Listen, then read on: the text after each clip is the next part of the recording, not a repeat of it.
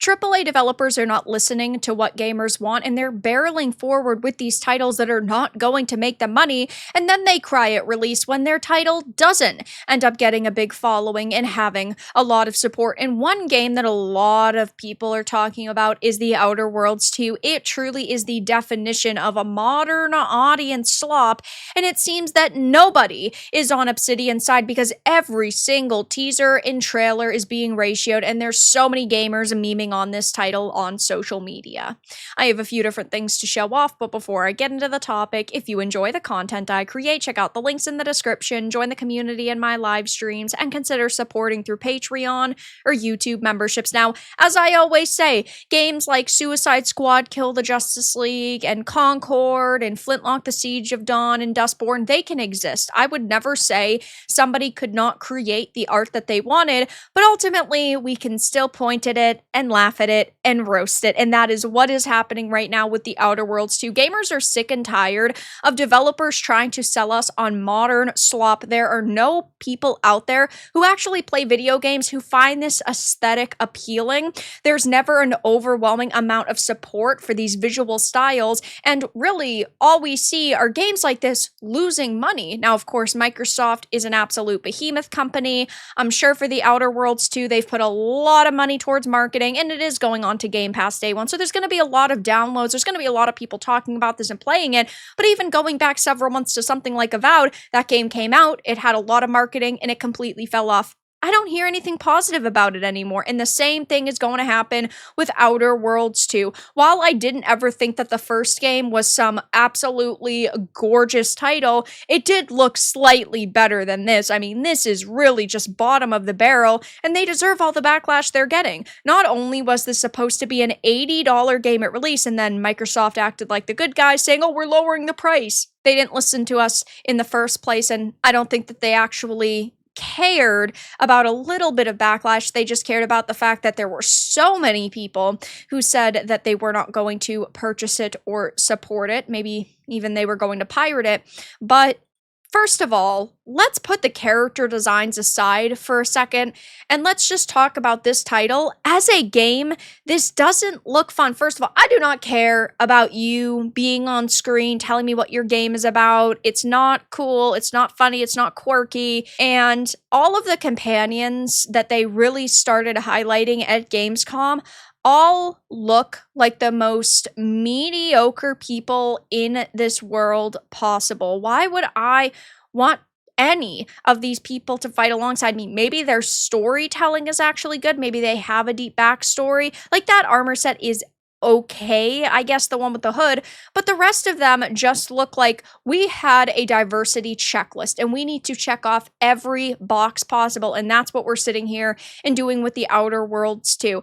I feel so disappointed that Obsidian has gone in this direction. They've always been a little bit more progressive, we'll say, but they've gotten especially bad recently, especially with this game. And as you can see, oh, this one is sign in to confirm the age. It's the same exact trailer, but it's at 1K likes to 3.2K dislikes, and this one is 1.7K likes to 4.5K dislikes. Not even 100,000 views yet on this IGN upload. You would think that for a game that, again, is supposed to be this big, it would be receiving an overwhelming amount of support already, and that's not happening. And no, you can't sleep with them. Not with that attitude. Wait, why diss your own game? I said this when I was live streaming Gamescom. Why did you have to insult your customers? They were like, no, you can't romance them. You can't sleep with them.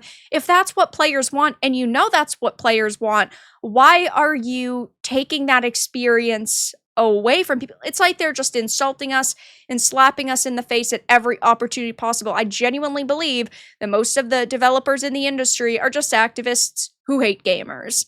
It's funny to watch a game that tries to make fun of corporations when they became the most striking example of a studio that caved into corporate sentiments. Characters look like Concord, and to think this was going to be $80, companions more like Concordians, and no, you can't sleep with them. Bold of you to assume anyone was even considering that option. Concord ass looking characters. And going over to X, it's not much of a better picture here. Here's Outer Worlds 2 in a random comparison with Concord. Notice the strange obsession with mushrooms and chaotic palettes that ignore design patterns. These designs almost always come from Californian devs, showcasing the echo-chambered progressive mindset. At this point, gamers have definitely spoken up for themselves, and we have given developers enough examples of the character designs that we really like and the ones that we dislike. So you would think by now they would have stored that in their memory and they would actually be creating aesthetically pleasing characters and armor sets and just world designs. But I truly believe that they are doing this intentionally, that they are intentionally ignoring what gamers want, because there's no possible way that you have been this ignorant for so long on accident or unintentionally. The Outer Worlds 2 Ugly Companions DEI showcase who said nobody can beat Concord. In Outer Worlds 2, one of your crew is a disabled Zoomer who just for some super nuanced reason keeps a pair of scissors in his suit, just like a barber from Detroit. It's like they want people to mock them. It's like they are just so into being shamed, because there's no way somebody created these designs and said to themselves, I am so proud of these. I'm so happy with these, and so many people are going to love them. This game in general right now just seems like the perfect example of what is wrong with the gaming industry. The way that the characters look, the way that they act, the way that these trailers were set up to intentionally insult the audience, the fact that they were going to try to over monetize this and charge $80 for it, and then they did backtrack back down to $70, but still they wanted $80 for this. It just is a sequel that is not living up to people's expectations so far. And I can't say I'm surprised, but I can say that I am quite disappointed, because I want games to come out and I want them to be good. I want them to be exciting, but I don't see any excitement for this game on social media. Like, looking at all of these posts, I don't see anything positive. I mean, the Outer Worlds 2 will definitely bomb. It's baffling to see them just say we're all going to lose our jobs and our historic studio shut down, but oh well. I know people are laughing at the irony of the Outer Worlds 2 charging $80, but it's an on-the-nose capitalism critique. I'm laughing because they're charging that much for something that's almost guaranteed to be an $80 sleeping pill.